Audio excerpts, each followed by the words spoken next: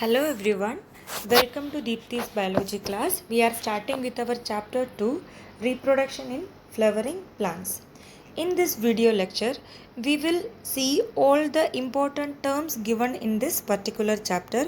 We will not go into the detail right now, but just for the sake of understanding all these terms, in a single line we will be defining all the important terms which are given in this particular chapter.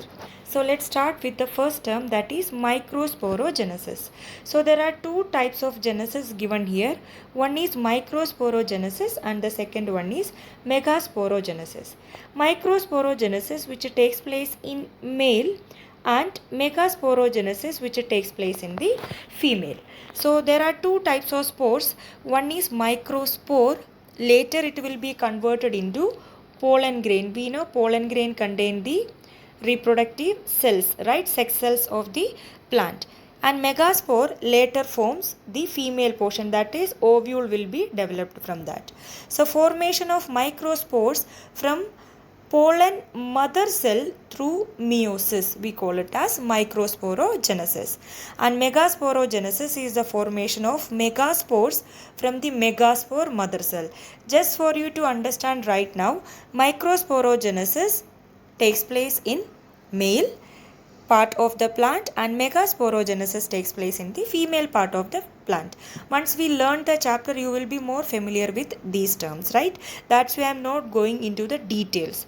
Next one is monosporic development. Monosporic development, in which what happens, the embryo sac, which is most important part of a flower, is formed from single megaspore. That's why mono. From the single megaspore, embryo sac is formed. We call it as monosporic development. Pollination we have already discussed several times. Transfer of pollen grains from anther to the stigma of the pistil. Pistil is also the complete female reproductive structure. Three terms: autogamy, geitonogamy and xenogamy. These are three types of pollination. Just you look this right side, I will show you what are the difference between this one. Suppose this is a stem and there is a small flower, right? So one more flower I am making here. So this 1, 2 and 3 number I am giving. In case of autogamy, what happens? The pollen from the male portion is transferred to the stigma of the same plant or same flower. Pollen is transferred from the anther to the stigma of the same flower. Suppose if the pollen is transferred from one flower to the other flower of the same plant, we call it as geitonogamy. So what happens in autogamy? It happens within the same flower. Geitonogamy happens between the flower but on the same plant. Now when we talk about xenogamy, what happens? There is one more plant. This also has a flower and pollen is transferred from flower, that means stigma, it comes from the pollen of the other plant. That means between the plant it takes place. Again you listen here. Autogamy means transfer of pollen from anther to the stigma of the same flower. In geitonogamy, from the anther to the stigma of the different flower of the same plant.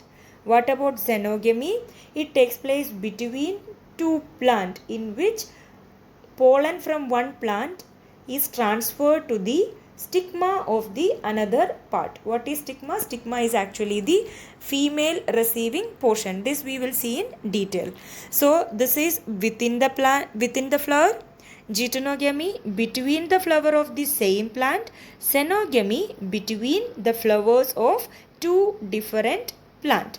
So you can see pollen grains are transferred from anther to the stigma of the same flower. Pollen grains are transferred from anther to the stigma of the other flower of the same plant. Here it is of different plant. Now what is artificial hybridization? Artificial hybridization is crossing of two different species to combine desirable character so that we can produce superior varieties. That means for our desire we can create any type of plant by or through hybridization. Now for that, two terms which are given, which are connected. right? One is emasculation and the second one is bagging. Emasculation is, see, just what happens in this situation. Suppose there is a flower and there will be male as well as female portion. So imagine this is the male portion and this is the female portion. Just for the sake of understanding, this is the male and this is the female portion. So if I want a desired plant, what has to be there? Pollen from my desired plant has to come to this area, right? For making that sure, what has to be done? This anther has to be removed. Why? Otherwise, pollen grains from this anther may fall on the stigma, so that I will not get my desired one, right? To prevent that, what can be done? This anther can be removed. This is what we call it as emasculation. Removal of anther from the flower, but before the anther dehisce. Anther dehisce in the sense, when the anther breaks, it releases the pollen grain. To prevent that, the anther is removed. Now what is bagging? Still I have to make sure that, see, just I am making this female portion once again. So now anther is removed. Suppose this is the female portion which is there. I don't want an undesired pollen will fall here, right? To prevent that, I am going to cover this stigma, right? That process we call it as bagging. So how are you going to differentiate or relate these three terms? In artificial hybridization, crossing of different species to combine desirable character will take place. Why? We want to produce superior variety. So who is going to do that? Actually someone. That means artificial means by manpower it is going to be done. So in this situation what happens? If there is a flower, see, this is that particular flower which has this male portion as well as this female portion. So this is the male portion and this one is the female portion. First, there is a chance that this pollen may fall on the stigma. Then I will not get my desired variety, right? To prevent that, this anther is being removed. The male portion is removed. That process we call it as emasculation. Now, whenever there is wind, still there is a chance that maybe some unwanted pollen can fall here, right? To prevent that, what can be done? A bag, with the help of a bag, this area can be covered, so that whenever I need, I can just introduce the pollen after removing this bag. This is what we call bagging. Now syngamy we know, fusion of male and female gametes. Triple fusion means fusion of 3 haploid nuclei. You might have heard these terms in your class 11 also, 10 also, right? Double fertilization, 2 type of fusion will be there. That's why it is double. A part of double fertilization is triple fusion as well as syngamy. Syngamy plus triple fusion we call it as double fertilization. That means these two together we call it as double fertilization, that we will see in detail later. Now, post fertilization event. What are the post fertilization event? Once the fusion takes place between male and female gamete, whatever things are happening we call it as post fertilization event. In case of plants, these will be events of endosperm, embryo development, maturation of ovule into seed and ovary into fruit. Don't get confused. Just you remember all these terms which are given in the left side, so that when we repeat all these terms it will be easy. Once we complete the chapter, this entire right side will be clear for you. Now, what are these endosperms? Actually, endosperm is the nourishment for the developing embryo. Embryo feeds on endosperm. As a result, it grows. Free nuclear endosperm, it is a type of endosperm in which what happened? Primary endosperm nucleus undergo successive nuclear division to give rise to free nuclei. Right? I am not going into the detail now. Now, dormancy of the seed. Embryo enters a state of inactivity. That means just dormancy, you can understand any of the seeds maybe in your kitchen, that chana dal or whatever it is, it remain as it is for longer period of time, right? Why? Because it is in inactive stage or in dormancy stage. But once you soak it, when it gets suitable condition, it shows the growth. We say that the dormancy breaks, right? So what is dormancy? The embryo enters a stage of inactivity. That means resting period of a seed. Different types of fruits are there: false fruit, true fruit and parthenocarpic fruit.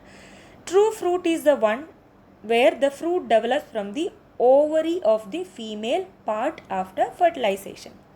If this ovary fails to become fruit, that name changes. Sometimes what happens, thalamus contributes to fruit formation.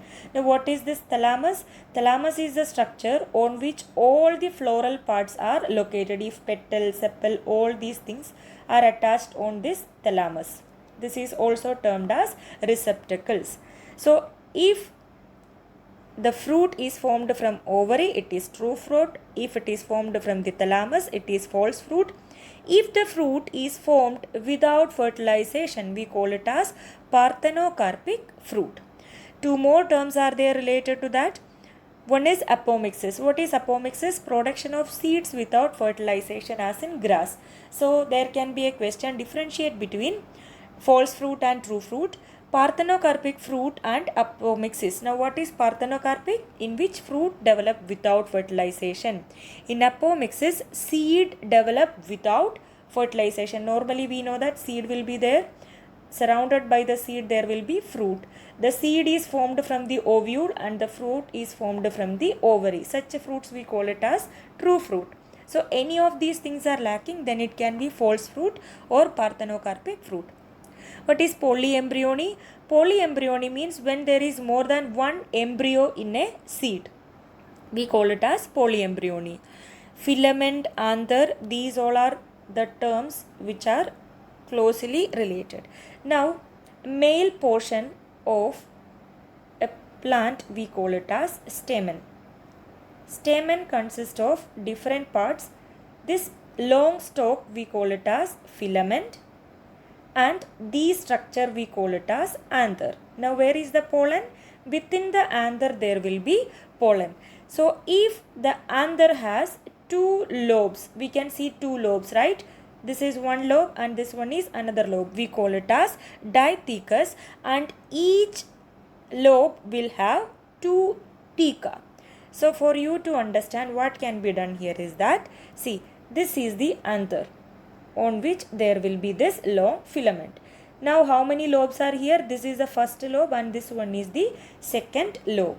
If I cut this one and turn it and see what can be seen, one lobe followed by the other lobe, and each lobe will have two theca or bag-like structures. That's why we call it as dithecus. Maximum stamens or maximum flowers are having dithecus anther. Now tapetum is very important structure. This nourishes. This is the innermost wall of the microsporangium. I have drawn here these bag-like structure, right? We call it as sporangium. We call it as sporangium. Each, see, I'm just writing here, these are sporangium. Now this sporangium, innermost layer of the cell, we call it as tapetum. Suppose if there are pollen grains within this bag-like structure, if these dots are the pollen grains, these pollen grains are nourished by tapetum. And there are sporogenous tissues. These are compactly arranged. These are different types of cells which are present in this sporangium. Now microspore tetrads are there. So just before the pollen grains there is a stage, we call it as microspores, or else we can say that microspores in future become pollen grains, and once they are formed they are 4 in number. They all are haploid in number. We will see all these things. We call it as tetrad. Now what are pollen grains? These are male gametophyte. The most important thing among this one is the meaning of gametophyte. Any structure which contain gamete, we call it as gametophyte. In that you have to remember, pollen grains are not the gamete. Actually pollen grains carry the gamete. So we call it as pollen grains are the male gametophyte. So what are gametophytes? These are the structures which carry gametes. So pollen grains are not the gamete or sex cells. Actually these carry the sex cells or male gametes. So when you look at this pollen grain, there are these way, almost these type of structure is there, and different outer layers are there, right? These outermost layer is irregular. You can see some space is given, right? Some spores are given there, or hole is there. This outermost layer is termed as exine. Exine is the hard outer layer of the pollen grain. I have drawn here one pollen. We'll see in detail. And this pollen grain, outermost this layer is termed as exine. Exine is made up of a substance called sporopollenin. This is the most resistant substance in the living world. This is the reason when we study fossils and all, millions of years ago also, if this substance fall down, it won't be degraded by any microorganism or anything. Temperature, whatever it is, nothing can destroy the sporopollenin. So sporopollenin is the most resistant substance known to living world. Now what are germ pore? See, you can see some kind of hole which I told you. This outermost layer, we call it as exine, is incomplete. These gap which we can see, these gaps are termed as germ pore, through which the pollen tube grows, right? Intine is the inner wall. Like this is the outer wall and this one is the intine. Inner layer of the intine is the inner layer of the pollen grain. So there is generative cells. Generative cells, if you see the pollen grain, further the pollen grain has two different cells. Just I will tell you, suppose if this is the pollen grain and we know that there will be outer layer also. Outermost layer is the exine, inner layer is the intine, and when you see here you can see this is the cytoplasm. This way it will be there. There is a small cell and there is a large cell. So you can see this is that large cell, followed by there will be an inner cell. So this one is termed as the generative cell. One is generative cell, this one is the generative cell, and another one is vegetative cell. We'll see in detail. The smaller one is the generative one and the larger cell is the vegetative cell. So generative cell is the one which floats in the cytoplasm. You can see the small one is actually floating in this large cytoplasm. Monocarpillary and multicarpillary. If there is single pistil, what is pistil? Pistil is the female reproductive structure. If it is single, we call it as monocarpillary. If it is more than one, then we call it as multicarpillary. Again, few things are there, syncarpus and apocarpus. If the pistils are fused, we call it as syncarpus. That means you will see more than one pistil which is fused together. If it is apocarpus, normally what we draw, there will be a stigma followed by style and this way it will be there, right? And ovules are inside. This is the ovary, this is the style, and this one is the stigma. This is actually a carpel. This complete structure we termed as carpel. We'll see in detail in a minute, right? So few terms related to the pistil. Monocarpillary means single pistil, that means single female reproductive part in a flower. Multicarpillary means it is fused, means more than one together, that means many are together. In syncarpus it is fused, apocarpus these are free.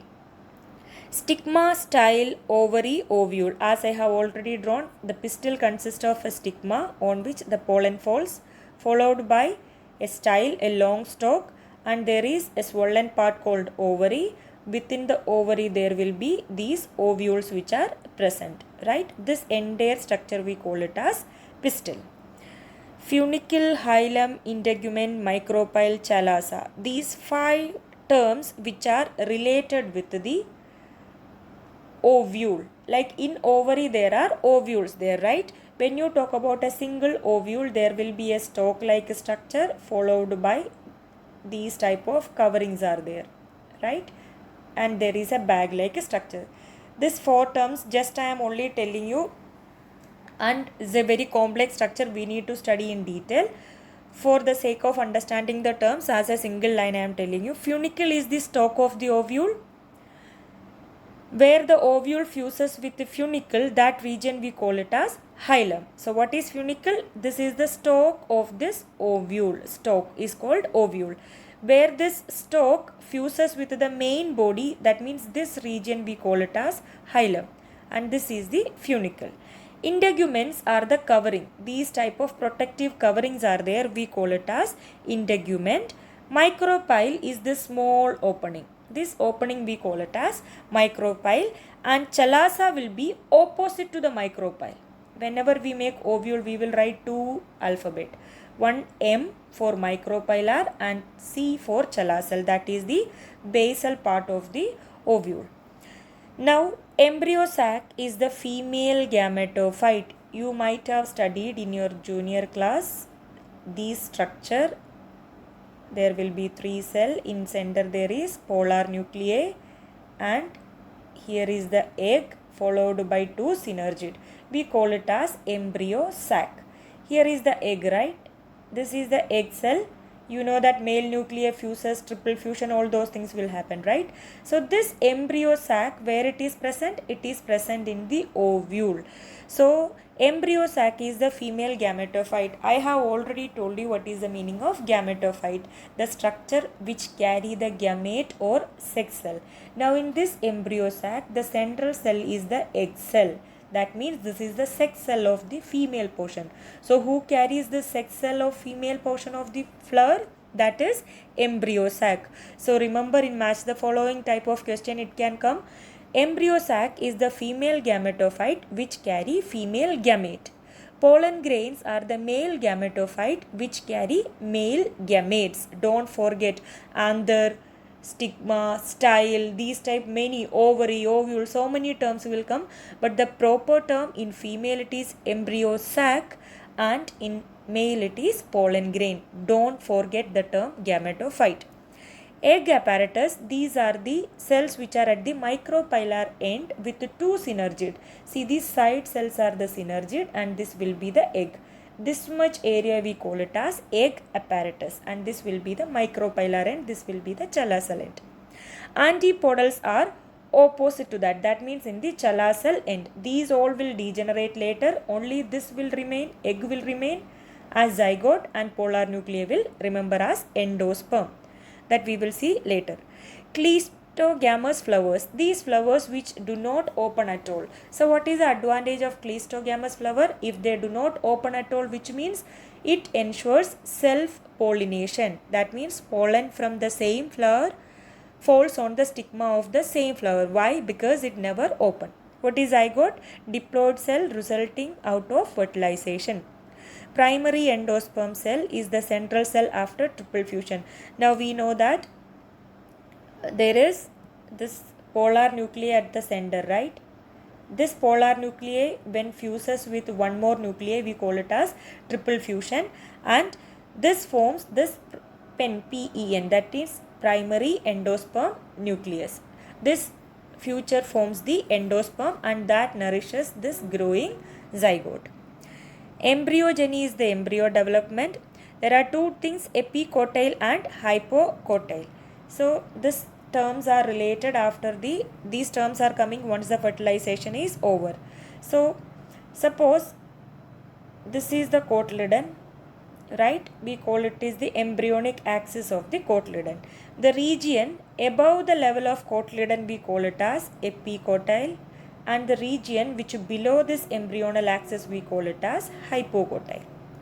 Scutellum is actually the cotyledon of grass family which is situated very minute, it is towards the embryonal axis. We will see it later. Coleorhiza and coleoptile. You might have studied what is radicle and what is plumule, right? Radicle develops root and the structure forms the shoot, that is plumule. Radicle and plumule.